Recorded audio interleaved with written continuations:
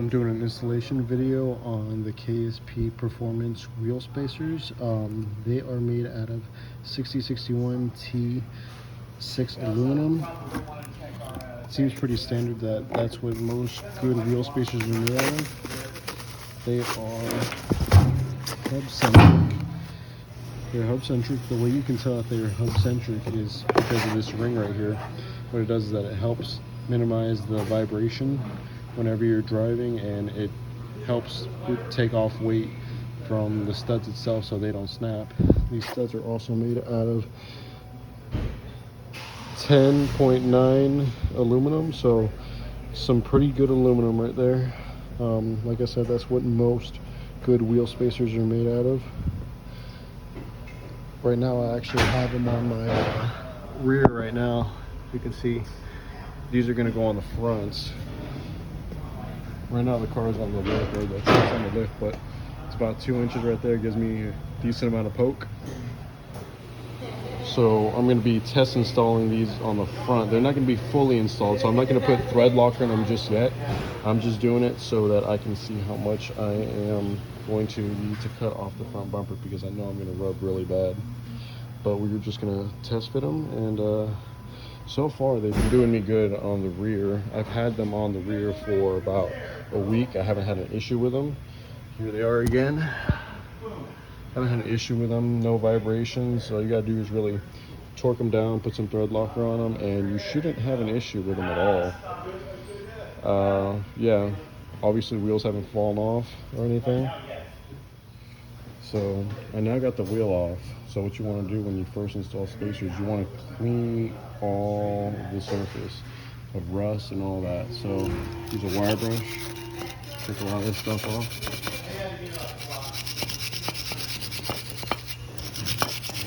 There's not a whole lot on there. It's mainly just dirt and a little bit of corrosion. But you want to sit there and just scrub at it.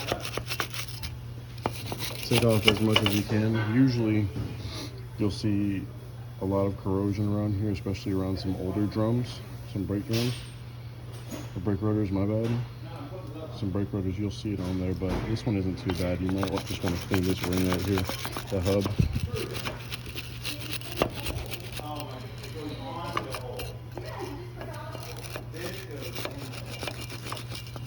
That and such.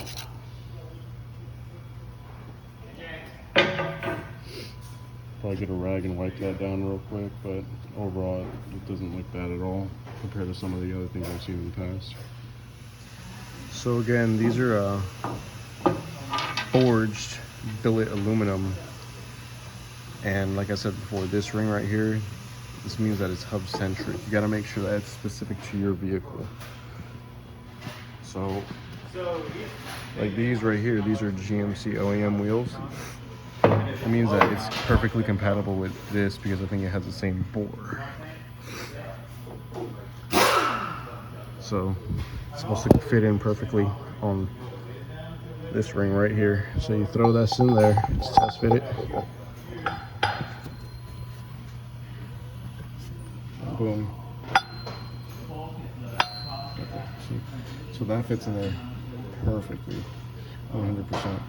But you also need to make sure it fits on the vehicle. So before you put these on, the box comes with a little bit of a Loctite. So they provide it in the package right here for KSP Performance. So what you would normally do is that you would take the thread locker right here, and then you'd put it right here. Squeeze some on here, here, here. Just a little bit on every single thread. Just like a little line of it right there. Right, just to make sure that they're not going anywhere, they won't come loose or anything. I won't be doing it in this video just because I'm only test fitting them before I start trimming the bumper, because when you push off the wheel, it's going to start rubbing on the bumper. So I'm going to have to cut some of this right here for them to fit properly and still be able to turn. But I will show you how to install them and what they look like after the fact. But I will not be putting on thread locker in this video, but just remember that you really should once you're going to put them on permanently. So once you got them lined up like this, you're going to want to just install the lugs that came with them. one at a time. You should probably do a star pattern. So go from here to here to here to here to here to here, just to evenly put them on. You're eventually going to have to torque these down, but right now I am just putting them on by hand before torquing them down. So you see, that's one of them in. And then you do the same thing over here. You go over here and you tighten this one down.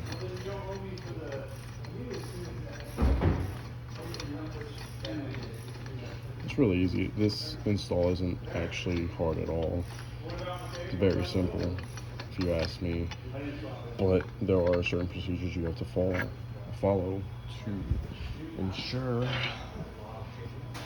that you will not have any issues with these wheels falling off, or the spacer breaking, or just, you know, your wheels falling off in general, because there's a lot of stigma behind wheel spacers saying that they're very unsafe, but most of the time it's just user error or just really bad quality spacers,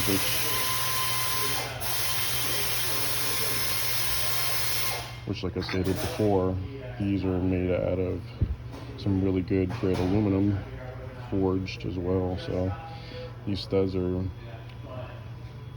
there are 10.9 grade, so some of the best stuff that you can get. So once you got your lug nuts in, and remember, like I said, normally you would put thread locker right in here for each one of these, but since I'm going to take these off so I can do some trimming later, it won't be today, so I can't ride around with these. They're not going to be permanently on until maybe a week from now. I didn't put any on because otherwise it'd be too much of a pain to get them off, which is good if you're trying to not have your spacer fall off or come loose. But for now, I need to take them off. You're gonna want to use a torque wrench to torque these down to the same torque value as you would your wheels. For my vehicle specifically, it is 140 foot-pounds of torque. So I'm gonna do that now in the next clip. And we're gonna go in a cross pattern. So here to here, to here, to here, to here, to here.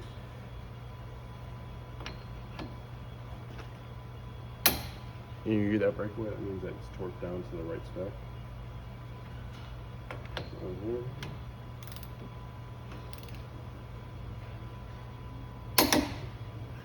We go again.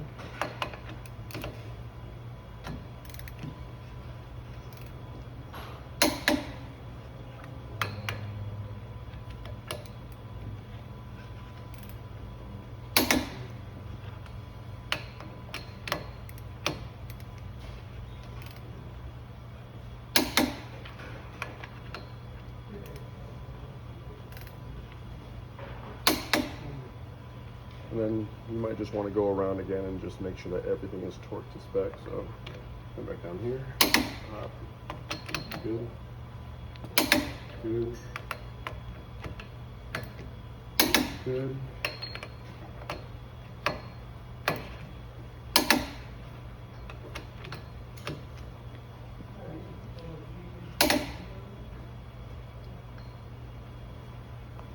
Alright, so they're all torqued down to spec. Now to put the wheels back on.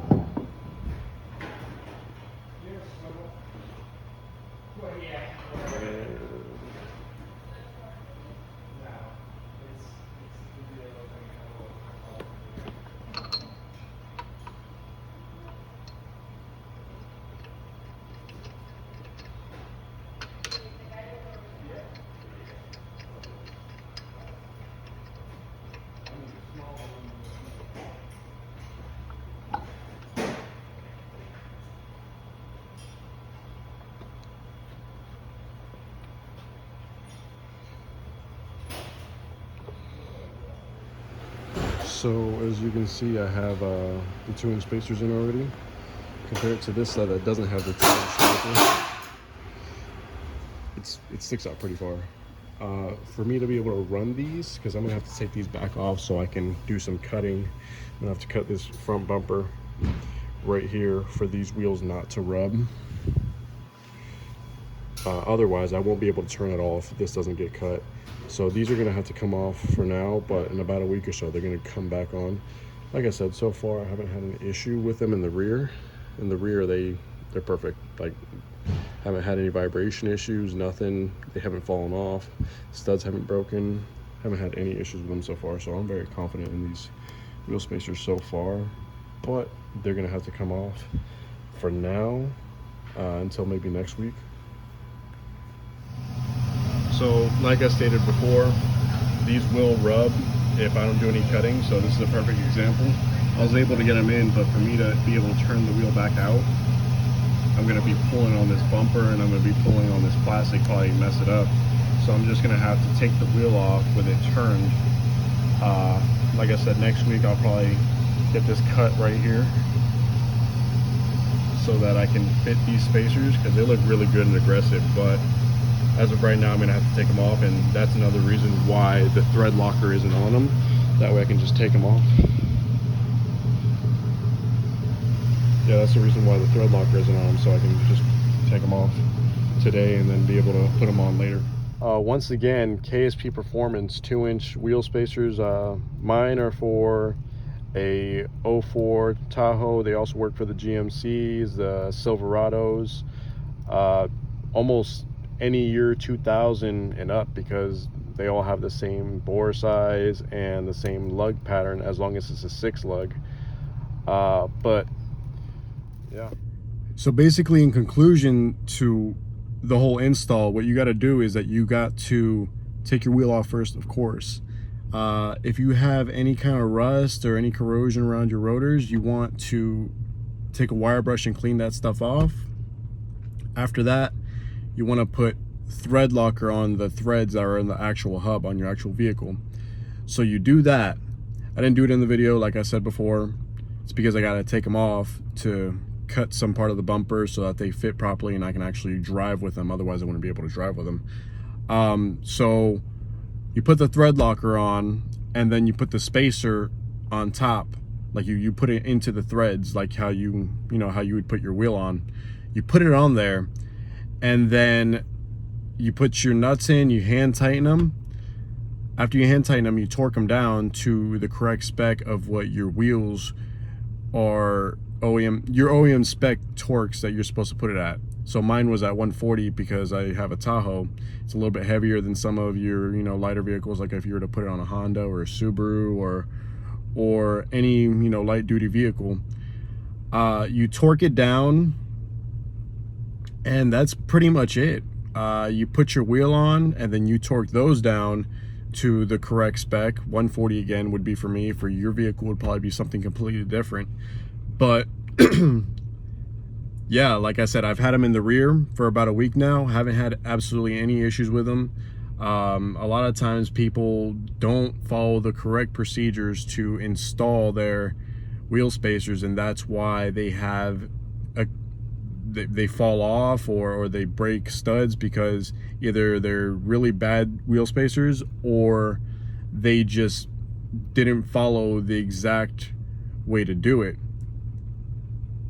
And a lot of times it's user error. So if you're one of those people that doesn't torque anything down whatsoever, your lugs are going to come undone. If you don't put Loctite on it, the lugs will, it's a better chance that you will have the lugs come off because of vibrations and all that stuff, and it not being torqued down properly. The vibration will let the nut loose and all that stuff. So it's those kind of things. So you just gotta make sure that the spacer you're getting is quality by reading the description and kind of seeing what it's made out of. The 6061 T6 aluminum, that's what a lot of big companies use on theirs. That's what they advertise. And then the 10.9 grade aluminum studs, that's exactly what they use. So you don't always have to spend $300 on a set of spacers for them to be good. You just have to make sure that the material is good. And make sure that you're installing them correctly. So eventually I am going to put the front ones back on, but I need to do some cutting like I said before. But once that's done, these spacers are definitely going to be on. So far, I give these spacers a 5 stars because I've had them on my rear for about a week now, and I haven't had any issues with them. I can't complain, and honestly, the blue looks kind of good too. So, I mean, yeah, that's pretty much it for this video. I may or may not come up with more videos. I'm trying out this YouTube thing, but, you know, sorry for the bad quality. I was in a shop with a whole bunch of other people working on cars, and, you know, we had all kinds of loud noises, people talking, and, yeah. Oh, and I'm also filming off an iPhone, so it's not going to be the best quality compared to some other YouTubers, but yeah, that's it for this video.